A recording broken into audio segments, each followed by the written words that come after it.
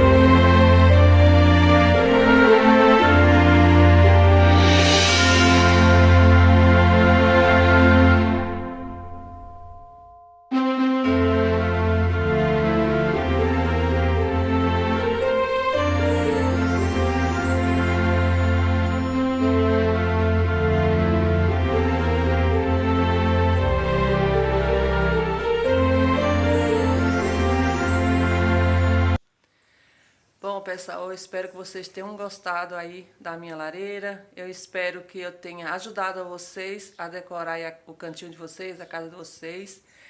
Tá bom, pessoal? Eu espero que vocês tenham gostado desse vídeo. Eu só vim aqui me despedir de vocês, tá bom? Eu quero deixar um grande beijo a todos. Fiquem com Deus e até o próximo vídeo. Um cheiro no coração de todos. Tchau!